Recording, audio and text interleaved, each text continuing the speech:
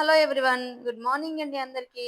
Good morning చెప్పుకుంటూ morning లేవంగానే మీకు ఒక రోజంతా నా డైలీ వ్లాగ్‌లో రొటీన్‌గా కొన్ని ర్యాండమ్స్ వీడియోస్ తీద్దామని అనుకోని తీస్తున్నాను. ఇంకా అందుకే గుడ్ మార్నింగ్స్ స్టార్ట్ చేశానండి. ఈరోజు పాప రెడీ అయిపోయింది పొద్దున్నే. తను వాళ్ళ ఫ్రెండ్ వాళ్ళ పెళ్ళికెళ్తుంది, ఫ్రెండ్ పెళ్ళికి. అందుకే తొందరగా బయలుదేరుతుంది. తను బయలుదేరాక నేను బ్రష్ చేసుకొని లోపలికొచ్చాను. లోపలికొచ్చి నా పనులన్నీ స్టార్ట్ చేశానండి. లోపల పనులు మాత్రం నేను చేసుకుంటాను. బయట పనులు మాత్రం హెల్పర్ ఉందండి. ఊడవడానికి, బోళ్ళు కడగడానికి. మొదట నేను బ్రష్ చేయని మాత్రం ఏ పనులు స్టార్ట్ చేయనండి. ఫస్ట్ బ్రష్ చేసుకొనొచ్చాకనే పనులన్నీ స్టార్ట్ చేస్తాను. ఇంకా స్టవ్ అయితే నైటే క్లీన్ చేసి పెట్టుకుంటాను. లేదంటే మార్నింగ్ క్లీన్ చేస్తాను. ఫస్ట్ ఒక కప్పు టీ తాగిన తర్వాత మంచిగా మా హస్బెండ్‌తో ఫోన్ మాట్లాడాక తర్వాత పనులు స్టార్ట్ చేస్తాను. ఇంక ఇల్లు ఊడవడం, తుడవడం అన్నీ కంప్లీట్ చేసుకొని స్నానం చేసొచ్చి పూజ చేసుకుంటాను. పూజ చేసిన తర్వాతనే బ్రేక్‌ఫాస్ట్ అండి. అప్పటి వరకు మా ఇంట్లో బ్రేక్‌ఫాస్ట్ కోసమైతే తొందరపడే వాళ్ళెవ్వరు ఉండరు. ఇంకా ఉండేది అమ్మ, నేను, పాప కాబట్టి పాపైతే ఊరెళ్ళింది. ఇంకా పిల్లలకు క్యారేజీలు కట్టే హడావుడి లేదు. తొందరగా బ్రేక్‌ఫాస్టులు చేయాలన్న హడావుడి అయితే నాకుండదండి. నెమ్మదిగా చేసుకుంటాను. ఎప్పుడన్నా ఒకసారి మాత్రం తొందరనే చేస్తానండోయ్! ఇంకెప్పుడు ఇలానే ఉంటుందని గాదు. మధ్య మధ్యలో ఎప్పుడో ఒకరోజు మాత్రం కొంచెం తొందరగా చేసుకుంటాము. ఈరోజు నేను దోసలైతే వేస్తున్నాను బ్రేక్‌ఫాస్ట్‌గా. దాంట్లోకైతే ఉల్లిగడ్డ చట్నీ చేస్తున్నాను. అదే ఉల్లిగడ్డ కారం అండి. ఎంతమందికి ఈ ఉల్లిగడ్డ కారం అంటే తెలుసు.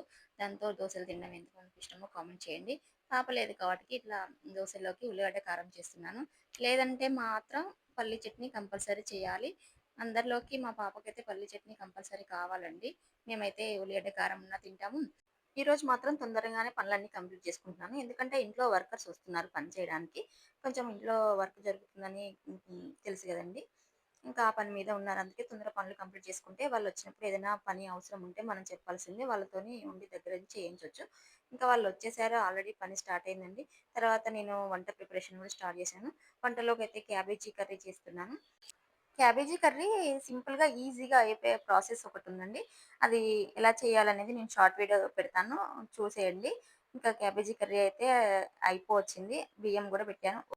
ఈరోజైతే గిన్నెలు ఎక్కువగా పడకుండా కర్రీను, రైస్ కూడా అయిపోయిందండి. సింపుల్‌గా మా లంచ్ అయితే అయిపోయింది.